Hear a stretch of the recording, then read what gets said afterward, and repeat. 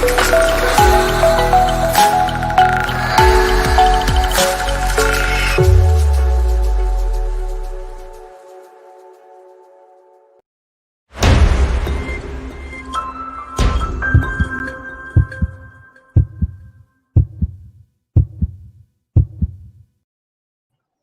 everybody, this is Byron Jamal. I'm so glad to be on with you today. I am live in my new house, and so we've had a few changes to the set, but we're just getting set up. If you see a mover come in, that just is letting you know I'm actually moving today, all right? But I am so excited. I could not do our heart episode today because I have two amazing people. One of them is one of my college alum, close to my heart, Miss Georgette Pierre, and the other is the phenomenal businesswoman coming to us live, Pasha Carter. I am excited about this heart. And look, I'm just going to jump right in because they're both phenomenal, and I want to make sure that you know who they are. But first, I just want to show you this little clip about who I am and what we've been able to do.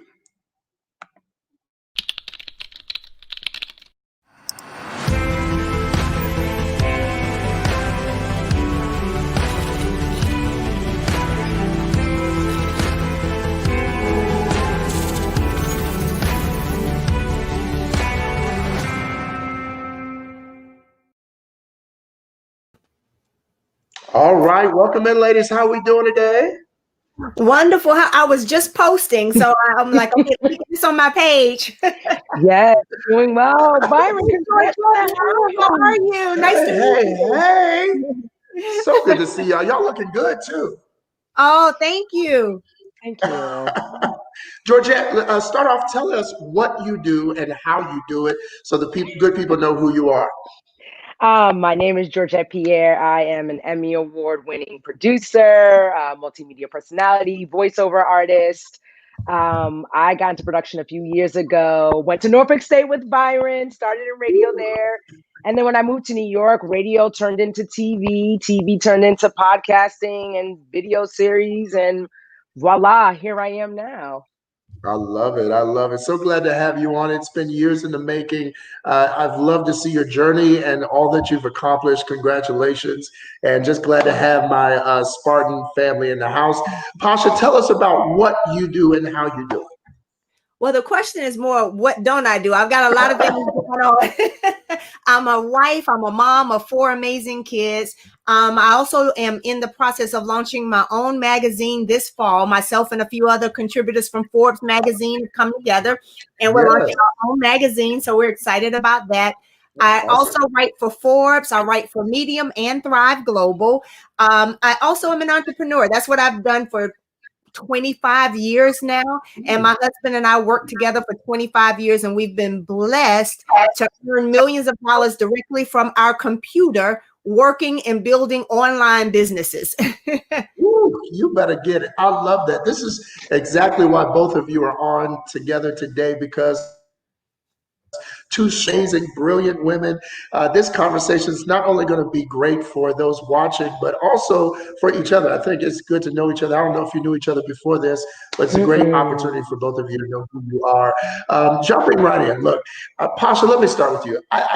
With all that you do and all you've been able to accomplish, you didn't start off with the businesses in mind. You actually started another way. What was your origin story, if you will, of how you became this brilliant woman? Well, I appreciate that. Well, for me, it was a lot of failure and trial and error. So, I wish I had the real pretty story, but it's not. When I was 23 years old, I moved to Atlanta, Georgia, and I was just hungry for success. I left Alabama at that time and moved to Atlanta. I was cheering for the Atlanta Falcons. I was working at Emory University, and I was coaching gymnastics. So I had 3 jobs. And that sounds exciting, except for the fact that I was still broke. And I was struggling. I was literally sleeping on the floor of my best friend's 1-bedroom apartment. And so what happened for me was one day after a game, after cheering at a Falcons game, we had an event at one of the players' houses where all the staff and everybody went. And it was my first time in life being able to see what success was. You know, coming from Alabama, I saw a little success, but not this level of Yeah. success. And I remember looking around and seeing the lifestyle and seeing what was possible. That's what I say, what was possible. And I looked at myself in the mirror and I was like, here I am out here cheering for people who make this type of money versus doing that myself. And that was the day the game changed for me. So at that time, I started saying to myself, okay, I want to figure out how to do this. I knew I didn't want to work a job because I am not job material. I don't like to be told what to do. I don't like a cap on my income. Not that there's anything wrong with the job. It's just not for me. So I started looking for entrepreneurship, and I was invited out to a meeting, and I'm gonna make this story really short. There was a guy, 26 years old at the time. He was making more money in a month than I was making all year long working 3 jobs. And that's the day that I was like, you know, I need to learn what you know. I went to every meeting. I was on the front row taking notes. I had my ups and downs. But by 29, I was making 6 figures from home. And by the time my husband and I think I was in my late 30s, we earned over $10 million. Pasha, let me hold something. And now I just teach everybody else how to do that and enjoy themselves. I love that. Be able to, I call it clicking your way to millions. You better tap right on in. Tap in. That's what I'm talking about tonight. Woo, yes. Well, see, that's what we need to hear, because these kind of stories are not just ones that are far off. They're not far off. There are actual people who are doing it every day. And that's why people need to hear this. On the Heart, we don't just talk about that. We also talk about love. And so we're going to get back into how you and your husband met and how that all happened. I'm just prepping you now. But Georgette, tell us a little bit about your story and how you came from being this amazing ball of energy at Norfolk State to now doing all these amazing things in your life. Yeah, you know, when I left Norfolk State, I ended up going to grad school in Boston at Emerson College, and I pursued radio a little bit more. And so with radio in Emerson College, I got in my bag a little bit more. So I learned how to produce. I was hosting. I was managing a team. And then I got into some TV hosting with Karma Loop TV when it used to exist in Boston. But when I left Boston, I was just like, I got to come to New York. New York is really where I want to be. I went home for a year at my mom's house, and I ended up getting this internship, a $10 a day internship in New York. If you know anything about New York and how much it costs to live here, $10 a day ain't even gonna get you groceries. But I came to New York in 2010, and I just navigated. I was temping. And then when I finally got into production at Viacom, working at VH1, you couldn't get me out of there. And so when I started learning about TV production, I always wanted to be on-air host. Like, I felt like I had that energy there, and I just knew how to do certain things creatively speaking from that side. But seeing it actually like put together, like actually putting a show together or a series together or a commercial together, that piqued my interest. And I was just like, oh, I think I know how to do that. And so I end up creating my first web series called Dear Georgette. And then I was like, no, I actually really like doing this. And I actually didn't want to leave TV. I really wanted to go harder in TV. And so my journey took me to different places. I ended up coming up with another series, After Dark with Georgette Pierre, which I rolled out. But I spent a lot of money on that because it was a labor of love. And I knew I wanted to do that right. I ended up doing some voiceover work. I went down to Miami, Florida for a year to do radio. And then I was just like, it's digital content is where everything's going to move. I understand radio exists, but not the way I saw the trend going for digital content. I was just like, I got to leave Florida, and I had to come back to New York, and I have not left since. And so other opportunities presented themselves, voiceover work, got a talent agent. And so I just been rolling, moving and shaking. Well, it was undeniable that you would do great things. I mean, clearly, as you were the vice president at SGA, and seeing you in that space and growing over the years, it completely undeniable. Not knowing Pasha, I can assume though that there were many people in your life like me for Georgette that believed that you were going to do some great things because your energy has that on you. What was it about you that you knew at that young age that you could do it though, that you could step into a space that you're seeing millions of dollars coming through your bank account? What was it about yourself that you knew that was possible, Pasha? Well, you know what? It was leadership, and my mindset had to change. I had to have a paradigm shift because you got to understand, I came from Alabama, and being successful was having a government job and a decent sized house. So when I started to see different things and surround myself with different people, it's like once the mind expands, it can't go back to its original state. So when I saw it, I couldn't unsee it. And I was like, so this is what life is about. And I just always knew. And, one thing, my mom growing up in Alabama, she was very active in the civil rights movement. And she always would say to me, hey, listen, we went through so much to open up these doors for the next generation. And it's your responsibility to now take it to another level and open up the doors for the next generation. So she, from being a little girl, she always put that responsibility on me is when you get successful, not if, but when you get successful, your job, your duty, your responsibility is to pay it forward and make sure that other people are able to walk through that door. I love that. That is so true. Being able to be successful, as one of my close friends actually just said to me the other day, is not so much about what you have, but what you're able to do for others. Real success is when you can make other people successful in multiple ways. So if you're not able to do that, really, are you successful? It's like the person who says they're rich but can't finance their partner's dream or can't finance their children's dream. How rich are you if you're not able to do that? Being able to do the next thing for the next person is really what makes you successful. So I'm glad that you were able to say that. Georgette, for you, when did you know? I know when I knew that you were going to be successful. When did you know that you had it? You had that it thing. When did you know? To be funny, I'm still finding it. And I don't say that to be funny or facetious. It's a lot of people believed in me a lot faster than I believed in myself. And not until I started seeing feedback and even actually started doing the spiritual work because of the pandemic, did I really start to see like, oh, I am magical, right? Like I have friends and girlfriends reminding me of these things. I just knew I knew how to do certain things and do it very well. But I think a lot of times we measure our status or that's based off of like, oh, I still got more to do, right? Like I'm not at the pinnacle of what I want it to look like. So I'm like, oh, I'm not there yet. But to the rest of the world, they're like, Georgette, your work ethic is unmatched. I was like, what? Do y'all not see me over here struggling? Like this shit is, you know what I mean? Like it's been some time to get there. And I think this year, Byron, may have been the year because of Rona, to be honest with you. I am wholeheartedly in agreement with you. I've had a similar story. I will say that I've been doing this work for a while, but this year has allowed some doors to open that honestly I would not have anticipated so soon. And the opportunities have been great, but it's been because of the work that I've been doing beforehand that's really prepared me to do. For instance, I was on a big conference the other day, right?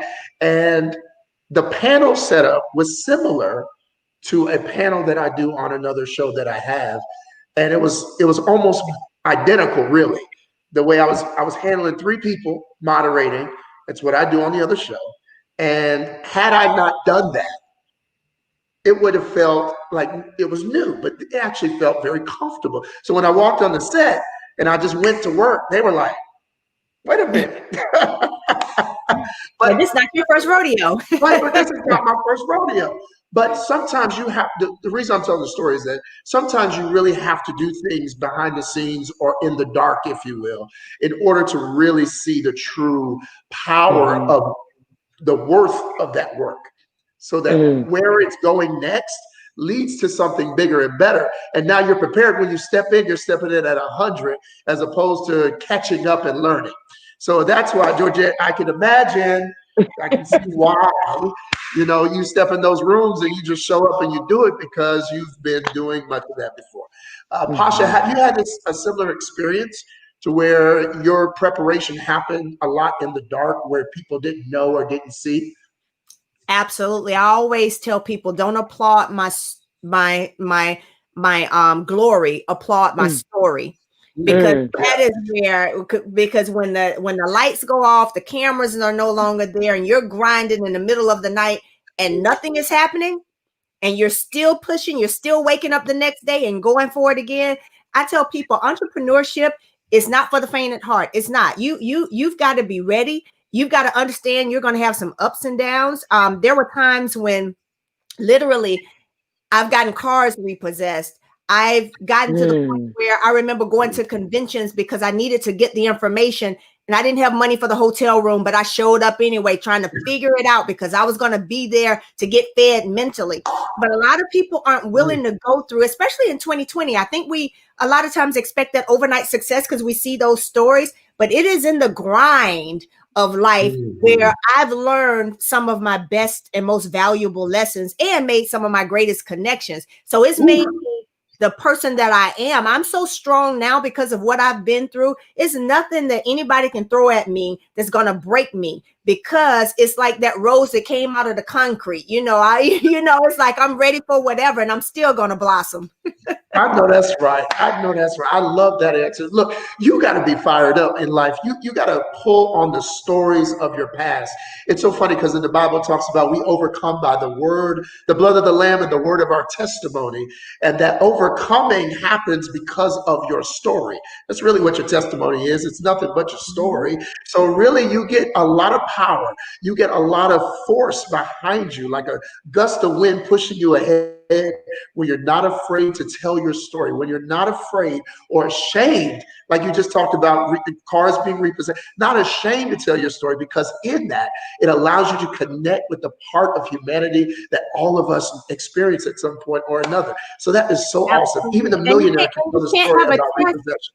And you can't have a test unless you're willing to be a testimony, unless you're willing to be tested. And that's the part that people don't get. You've got to be willing to be tested in order to have the testimony. That's good right there. Well, I know that you're married, Pasha, and I know that you've been married how long now? 19 years. We just celebrated 19 years, October 26th. Come on, that is big league. Come on. That's some stuff we don't hear about these days, and I'm loving it. So we're going to dive into some secrets there. Georgette, what's your status on the relationship front right now? Oh, that's easy. Single and selfish. Single, selfish, and satisfied. Okay, there you go. I love that. Look, I got two dynamics. I'm loving this. On both sides, though, it is true that being a smart, good word here, ambitious person who is not afraid to take risks and go after big things, it can be difficult to co-opt with somebody in life over success and love. Balancing relationships, love, your time, your energy, Pasha, kids, being able to do all of that at the same time can be difficult. And I learned this from a good friend of mine, Dr. Felicia Phillips, who said, it's not about balance, because I used to use the word balance a lot. It's not about balance. It's about priorities. Yeah. How do you prioritize your life, Pasha, in order to have all of those things that you mentioned with the kids, with the hubby of 19, all of that? How do you prioritize your life? Well, one of the things that my husband and I did in the very beginning is we set ourselves up to win. And I think a lot of times when people get married, they're so focused on the wedding and all of that kind of stuff and the lifestyle that they forget to set the marriage up. So we decided to grow together. From the very beginning, we made a list of the things that we consider are negotiable and the things that are absolutely non-negotiable. And we made a decision that this is what we're going to work with. So it made it a lot easier. And so for my husband and I, the one thing I always said, we've been business partners too. So we work together all day, every day. You know what I mean? So we're not just married, we're also business partners. And the way that we prioritize is, number one, we understand that spirituality and family comes before everything. And our children know that. So with us, we're business owners. We're not the kind of parents where if my kids were to walk in here right now, it's not going to be, get out. I let them come in. I want them to experience it. I want them to understand what I do and how I do it. So they're a part of our world. So every business that we have, our children are a part of it. So it doesn't matter how young they are. We can always find little things that they can do so that they don't feel left out, because that's where the resentment for parents comes in, where children feel like you're working. You're not paying them any attention. They're not included. And then they start to resent what you do. And if what you do is the bread and butter for your household, that's the worst thing that can happen. So we include our children in everything that we do. And the other thing that my husband and I have is we have a common destiny. And I think the biggest challenge I've seen when couples go in different direction is because they don't have a common destiny. We have the same goals. We have the same dreams, and we wake up every single day dreaming bigger and bigger. And it's a beautiful thing to have somebody that's on the same page with you, and they're just as excited for your success, and you're just as excited for theirs. Yes. I love that. Georgette, now you are single and selfish and satisfied. But for you as a millennial growing up and having this desire, as most people do, to eventually be in a relationship, how is it when you know you're doing the right thing by your dream and your destiny, but you are not so much fulfilling what other women maybe your age starting to do? How are you balancing that emotionally? Yeah, you know, it's so funny. This has been a conversation I would have ad nauseum with my cousin. And the one thing that he had to always remind me of was it is okay that I didn't want to pursue the same things or follow the social constructs of being a cis hetero woman. I know people wanted kids by a certain age. They wanted to be married by a certain age and pop, pop, pop. And it was just like, no, that's cool that's for you. That just wasn't my path, my story. The one thing that I definitely do struggle with. So emotionally, it doesn't bother me. Like I'll support all the friends, the girlfriends. I'll be your bridesmaid wherever you need me to pull up. Georgette will pull up, right? Yes. But the one thing I have definitely struggled with is like, well, where's the balance for what Georgette wants? I want to be partnered, right? And so that's the one thing that I've definitely struggled with. Because I think for me, going back to the pandemic and Rona, I've been forced to unpack, like a lot of other people. I've been forced to unpack a lot of different things. And, you know, I'm not gonna say exclusive, but exclusive publicly on the heart. I was ghosted like right before the pandemic hit. And this was somebody I thought I was really going to be with. I told him I can see him being the father of my children. We connected in a way that I've never connected with anybody. And then just like this. And so I was like, well, Georgette, what work do you need to do on yourself before you can really show up and be in a situation or, you know, getting to know someone or dating? And so that's that, you know, I'm still finding the balance between that, but I just know I now need to prioritize like what I need in a relationship versus like the you know, the surface level things of, you know, what I want. And that to me is going to take some time, but I'm up for the long haul for that. I am here for that. I appreciate your honesty and vulnerability in that because, you know, all of us have experienced some measure of heartbreak because of someone else, right? Like, even if it's the love of our lives, people are people and they are imperfect. We all are. And so there will be, if there's an expectation, it probably will get broken by somebody. And so the opportunity to really learn from even being ghosted when you're expecting someone to be present and they disappear, the opportunity in that is to realize that all people are going to have something. As long as they're willing to stay present, work through it with you, the opportunity is big league to have a good, healthy relationship. It really just takes two people that are willing to say yes every day, right? Like seriously, it's not about being perfect. I learned this a long time. It's not about being perfect. It's not even about what you like about a person. It's about what you don't like but can handle. And if two people can figure out that you know, these are things I really don't like about you, but I'm willing to deal with because I love you, because it's you, only you. If you can find two people that have that same feeling, then you're in a good space. So in your work of prioritizing, like I know we want to look for a lot of different things, but ultimately at the foundation, that has to be core there. That has to be core. So just something to offer. Pasha, would you like to offer something to someone who's been in a marriage or a relationship for 19 years? Would you like to offer something to Georgette? Well, it's interesting because I very rarely tell this story, but when my husband and I first met, we were in different relationships. We didn't know, we just met, we were in relationships with other people. And the interesting thing that happened for me, because I thought the guy that I was dating before my husband, for a minute, I was like, oh, maybe he's the one. And you think, well, maybe not. Then you keep going back and forth. And I kept doing that with myself. And I remember sitting down with this young lady, as a matter of fact, she was a much older lady, and she was very spiritual. And she said, here's what you need to do. She said, you need to write a list of everything that you're looking for. She said, everything spiritually, mentally, physically, communicative, everything. She said, I don't want you to leave anything out. And she says, and what I want you to do is, I don't want you to be the girl that stresses over it. I want you to fold it up and just put it away. But I want you to write this down, because what you put out in the universe, it will be a reminder of what you have and what you don't have. And I remember looking at that list, being in that previous relationship, going, well, he has most of these things, but this is not there, and this is not there. And then I would have those friends that would say, well, you can't have everything. You're just too picky. But here's the thing that I will say. If you are going to spend the rest of your life with someone, you better be picky.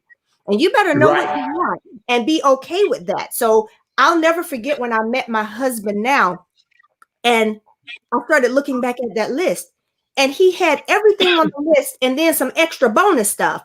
And I was like, okay, wait a minute. I started just going down the list of all the things that I wanted, from, how does he communicate? How does he treat his mom? How is he, all those things that were important to me. And how does he respect me as a businesswoman? Does he want me to thrive, or does he feel like, does he want to suppress my success because with his ego? Because when you're a strong woman, you've got to have an equally strong man. And so for me, when I started to see, oh my God, this guy has everything I'm looking for and more. And then we had the friendship at the same time. I knew it was game on. And here's the interesting thing. I did not know him very long, but it was just those conversations that we started to have. And because I'd already written down what I wanted, and I knew it wasn't a question, I knew what I was looking for. I knew that I found it. Pasha, it's so funny you said that. Literally last night, I was just talking to my girlfriend. I was like, I have never done a list. As many times as people would tell me, I have yet to do a list. And so that's not surprising that I get a mix of different things, but I need to do the list. You just confirmed that I need to do a list. Because I thought it was so corny when she first told me. I was like, oh my God, a list? Really? Is that what I'm doing? I got a little too much swag to be writing a list. Really? That's what I was thinking. Yeah. But you know what? It was something about her calmness and her wisdom that made me say, you know what? Listen, just listen. And I did it, and I followed it. And I'm telling you, it was one of the most significant things. It's just like a vision board in your life. If you don't know what you want and you're not able to see it, you're not going to get to it, because your brain, that subconscious, has to kick in, and you have no idea how powerful your subconscious is. But none of that ever comes out if you don't write it down and you don't put it in front of you. That's powerful. And thank you for sharing that, because that is so true. When you start a business, do you not have a business plan? Right. When you, like there is something you should, because you have to strategize. Yeah. Even if things don't work exactly the way you're planning, you have to at least have an idea that I'm headed in the right direction. Like if you know you're headed to the mountains, but you start seeing desert, then you know you're on the wrong path. But if you mapped it out first, then you can be very clear that I should not be seeing desert if I'm headed to the mountains. Like that, it should be very clear that I'm headed in the right direction. And so writing that list is simply giving you the opportunity to know that you are on the right path. That's it. I'm gonna get my list together. Yes, it's a roadmap. There you go. Absolutely. So get your roadmap. Yeah. And all of those are just nice things to see along the way to remind you I'm on the right path. Yes. Absolutely. So every time you check something off, you're like, oh, that's a tourist site. Oh, I expected to see that. Oh, they said that would be there, right? And if you don't, then you know you're headed in the wrong direction. Wrong direction, right? Thank you for sharing that. So, what's next for you, Pasha? What is next on your dream board here? What's next after millions of dollars and doing business and working with Forbes? What's next? Very simple. Changing the world and teaching my community how to do the same thing. We're hurting right now. And we just had an election, and I'm not going to get into politics, but I am so proud of what's going on in this country right now. And I see the doors open, and I see things shifting. And for me, as an entrepreneur, like my mom always taught me, my duty now is how many people can I teach? How many doors can I open? And especially for kids, I was just having a conversation on another interview that I did. I said, every kid should be taught how to build $1 million business before they leave their parents' home. And so for me, I have 4 kids. They're all entrepreneurs. They all have their own businesses. They're all in the learning phase, and they're learning it right here at home with us so they can make the mistakes in my house. So I'm setting them up to win. And that is what I want all of us to do, because I just feel like right now as a people, if we collaborate with each other, if we support each other, if we understand that what we do today, it matters because our children are watching, and the bigger we build our legacies, the higher they can take the legacy that we build when it's their turn. And so for me, it's hands down about creating legacy income and being able to teach the next generation how to build a successful life where there are no limitations, where they take pride in entrepreneurship and they don't feel like it's something wrong with wealth and opulence. I love that. You are absolutely right. There is no problem with wealth and opulence. This is why you have that beautifully designed set behind you, because it's wealth and opulence. I'm in transition. Don't do me, Byron. I'm in transition. I'm moving. I was tuned into the plates. I was tuned into the plates earlier. Georgette, what about you? What's next on your slate? What's next on your vision board? So Pasha has me rising to the occasion on my response. Let's be clear. One of my biggest goals, and I was talking to some close friends of mine last year when I was struggling living in Florida. I said, I want to positively contribute to the Black experience through the content that I create. And I know that's no heavy feat, but to me, it's so important because there's not enough of us to see.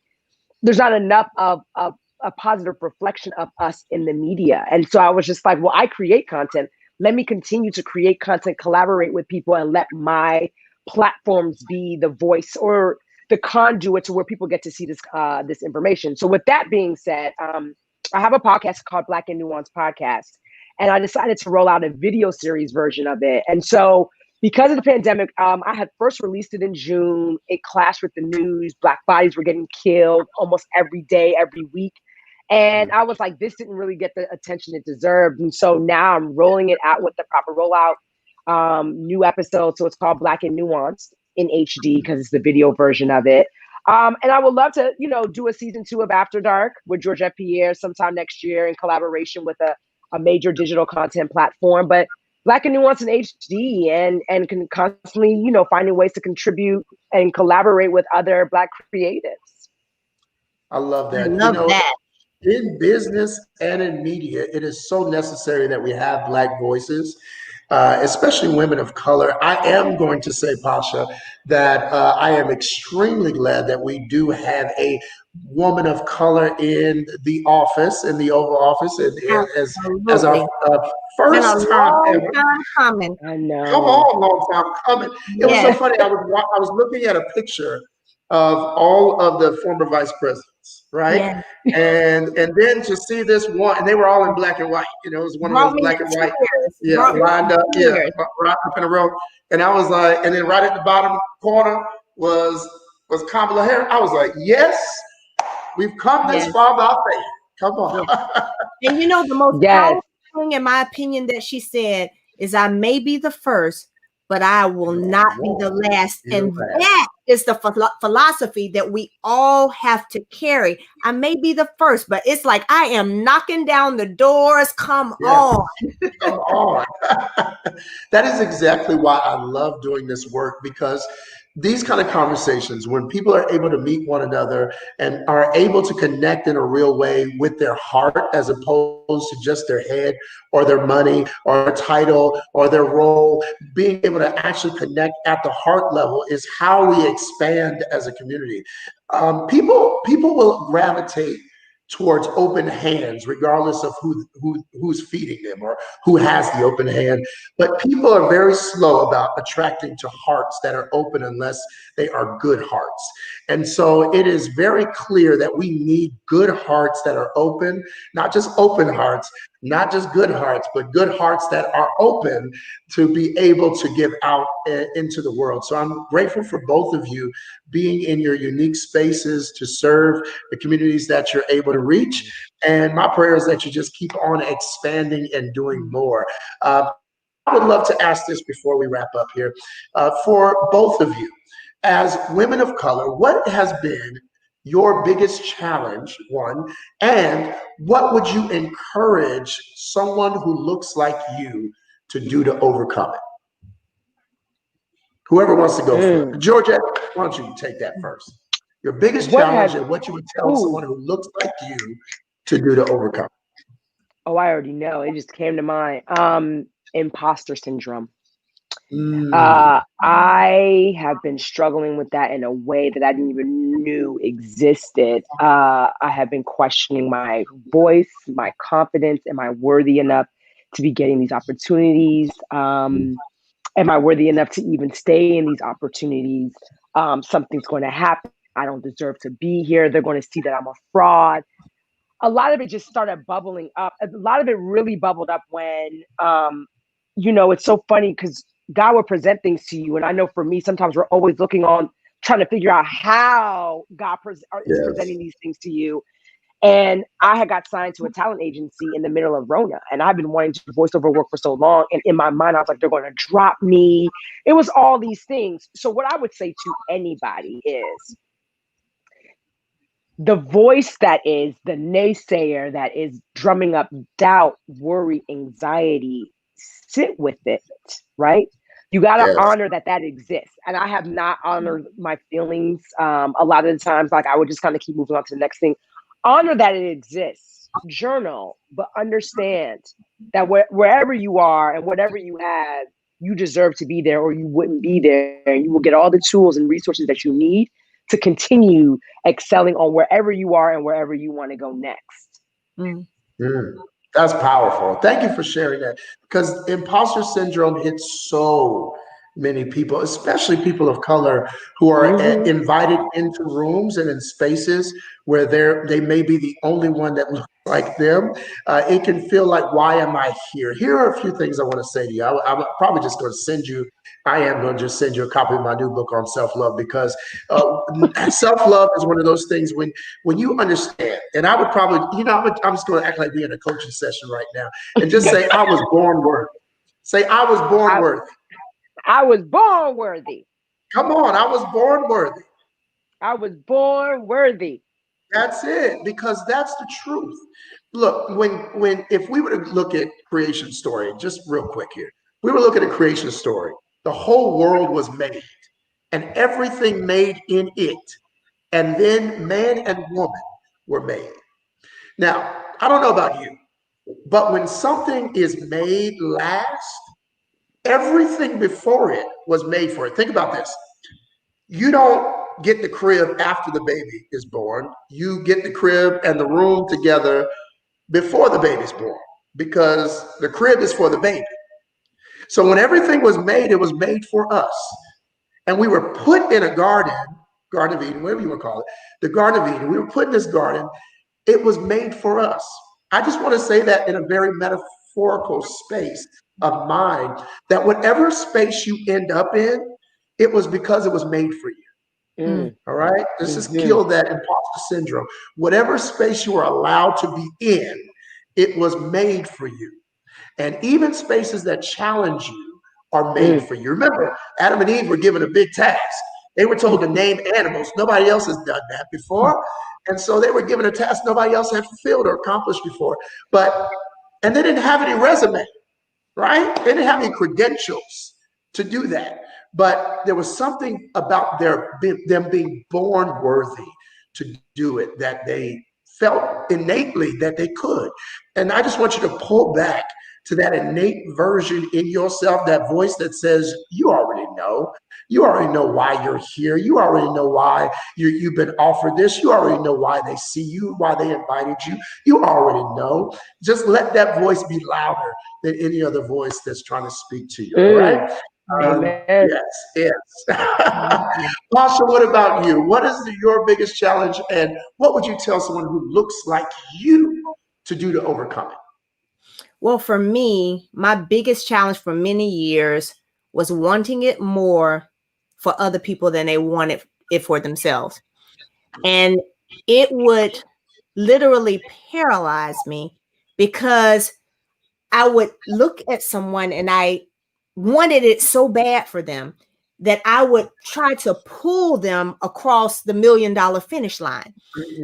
And I had to realize at some point in my life that I had to run with the people that are ready to run. And it didn't matter whether they were my friends or my family members. If they weren't ready, you can't make someone ready who's not ready. But my challenge was I'd seen, I'd been to the mountaintop. You know what I mean? So I knew what it was like to be able to live the kind of life that we talked about, to be able to do the things that we've always wanted to do. And I wanted them to experience. I just wanted to take what was in my head and like put it on there so that they could see what I saw. And I had to come to terms with the fact that you can't drag everybody to success. And for me, it was hurtful because I so wanted to make a difference for everybody. And I struggled with that because it was a lot of guilt. So I would feel guilty for a while with my success if I couldn't make sure everybody else had it. And so, and I think that a lot of us as African Americans, we experience that because, most of us are first generational successful. So then we have this, I remember on one of Oprah's shows, she talked about the black tax, where when you're the first, everyone looks at you and, you have this overwhelming responsibility for your family, for your community, for your this, for your that, and you become that go-to person. And if you don't know how to figure that out and navigate your way through that, it can be very, very heavy. So it really took a while for me to be okay with saying, hey, when they're ready, run with the people that are ready. And don't feel the guilt to leave those behind that are dragging you down. You can be in your boat rowing to success. And if they're shooting holes in the bottom of the boat, you can't keep the person shooting the holes in the bottom of the boat in the boat. Otherwise, everybody sinks. Yes. Yes. Powerful. Thank you for that. I think a lot of people need to hear that. One of the things that I learned, I had a moment. I was going through one of those moments that Georgette was going through, imposter syndrome, and I was dealing with what you were dealing with, Pasha. And in that moment, I literally heard God say, "Their God is your God." Right? And I was sitting on that word, and I was like, "Well, what does that really mean?" And it goes both ways. That Oprah's God is my God. The same God that blessed Oprah and got her on platforms and all that money and doing great things and influence, her God is my God, right? But also, and we can use that as great affirmation to say that it's possible, right? So you look upwardly. But then downwardly, you have to say the same thing. My God is their God, that I am not their God. And that's what a lot of us who get successful and we are service-based, we can often think that we have this great mandate to serve everyone and do everything anytime something comes up but you're not obligated to do it all the time and every time. Test your spirit because their God is your God. Yeah. And if God could make your way, if you're not an Oprah status and God's taking care of you, then God can still take care of them too. And being able to release people to say, it is well, you will be okay. God still got you like God got me, right? And release them and not feel obligated that I wasn't the vessel that served you. Yeah, being able to be okay with that. That's self-love right there. When you can do that and say, you'll be good. I believe it because your God is my God. So you'll be all right. Yeah. Absolutely. Yeah. Thank y'all for this amazing conversation. I really, you know what? I have this one thing I like to do on here, and I want to make sure I do it today. If you could tell your younger self one sentence, what would it be today? Pasha. I knew you were going to say my name. As I was thinking of, let me see. If the one thing I could tell my younger self is, It's interesting because everything I've been through, I wouldn't change a thing. Yes. Maybe just enjoy the process a little more and don't take life so seriously. One thing about That's powerful myself all by is, I take stuff very seriously. And I Same. think there were times in my life where I didn't take the time to smell the roses. I didn't take the time to enjoy the moment because I Yes. was so busy going for that next level. So taking the time to just pause, and I've learned that, at the age that I am now, and just pause and be in the moment and enjoy that space and enjoy that moment.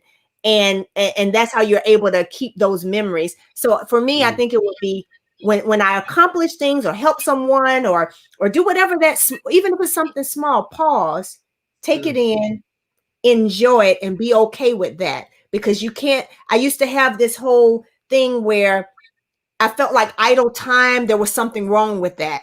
When you're a grinder, you feel like, I'm not doing anything, sleep, who sleeps, all this kind of stuff. So, getting some good rest and taking a pause are the things that I think I would have told my younger self. I love that. That is so good. I just need somebody to hear that and hold on to it. Enjoy the journey. Enjoy the journey, y'all. Georgette, what about for you? Forgive yourself for what you didn't know then, because life gets so much better. Ooh, that's a good one. That is good. Because I'm actually in the process of forgiving my younger self for some things. So that's the reason why that came to mind for me. And that's, I love it. Here's what I would challenge you on that, though. Here's what I would challenge you. I have never once heard anybody ever forgive themselves for falling as a baby. That's a good one. That is a good one. Never. Okay. I have never said, let me tell my younger self, I need you to walk better next time. No, never heard that. Right? Yeah. Because you're a baby. And because babies fall when they're learning to walk. The learning process comes with those built-in. In my next That's a good one. That is good. That's a good one. I'll let you have it. I'll let you. You can give a little credit because I'm going to give you credit on the first one. That was a good one. Give me credit. I'll let you give me credit on that one. But it's something that I've learned because in coaching people on love, a lot of times they're like, well, I don't understand why I didn't know better. And I'm saying, wait. Who taught you about love? When's the last time you went to a love workshop? When's the last time you went to you got a degree in love, right? And so it's like, you were just supposed to know how to do this. You just know how to do your taxes. You just, you just know how to prepare for a marathon. You just know, there are things that if you don't know, it's built in. That failure is already built into the equation. You're going to fall. You're going to trip up. You're going to mess up. Most people are never going to start something brand new they've never done and do it exactly the right way. So it's built in. You don't have to forgive yourself for that. You just have to accept that's the phase I was in, right? That's all. That's all. I was just a baby. All right. So, because a lot of times we waste time on moving forward because we're working so hard on forgiving something that doesn't need forgiveness. It just needs acceptance, right? Yes. Much love to you. All right. Thank you again. Y'all are awesome. This was a great talk. I hope y'all really enjoyed this because I have gotten so much light. Yes. Byron, I'm so proud of you. That's what I want to do. Go ahead, Georgette. You tell him and then I'll tell him. We got to give you some love. Just because Byron out here looking good. He is out here writing books. I am so ecstatic for you, Byron, and I cannot wait to see and follow more of your journey. Thank you so much. It's been a long time coming. Pasha, go ahead. You know what? Honestly, I want to just say thank you. And because here's the thing, when you have young men like yourself that do the things that you do, you create a platform for our sons to be able to look at. See, for my sons to be able to look at my husband is one thing, but they also need role models that they can look at outside of my house. So I want to say thank you for all the young Black men that have a positive role model to look towards, because a lot of times we take those things for granted, but you have no idea how many people are watching you and learning from you and modeling you. So thank you for that. Thank you for having us, Byron. Did you disappear? Did we throw it on too much? We threw it on. I know. I appreciate that. Oh, thank you so much for that. And thank you for the love. You both have given so many gems, so many gems. And I really am, I tell my story. And the reason why I tell this story is because it's so important for other people to hear. As somebody who was a former pastor, suicidal, have succeeded in many things, have gotten many titles. I love to talk about this because I love my titles that I had. I love them in the sense that I don't care about them too much anymore. What I care more about the success and the cars and the houses is now being fulfilled and living the life that I love, doing what feels good and helping other people accomplish the same. And honestly, I tell as many people as I can that you will live your best life when you wash everything else out and you just want to live your best life, right? That's it. Let everything else go. I'm so proud of you ladies for all the great things you have accomplished and just the great energy that you've allowed to live inside of your own souls. I feel it both. Georgette, I'm proud of you. Pasha, so incredibly proud of both of you. Thank you so much for taking time today and being on the heart. And I look forward to keeping in touch more, Georgette, especially. But Pasha, thank you for being now in my universe. And I look forward to keeping in touch with you as well. Pasha, I'm going to follow you, honey. I will keep up with you. That sounds good. Let's connect. All right. Let's do it. Let's do it. I love it. Y'all be blessed. Bye. Thank you. And have a beautiful night. Thank you, everybody, for tuning in. Take care. Be blessed, everybody. I love y'all. Make sure you go to byronjamal.com and see more of our episodes. I look forward to being a part of your life and your journey as your premier love and success coach. Have a beautiful night. And for those of you, again, who don't know, this is my new home. And we are in a space of the movers will be here any second. So y'all have a beautiful night. I'll be unpacking all night long. Be blessed. Take care. From Byron Jamal to your home.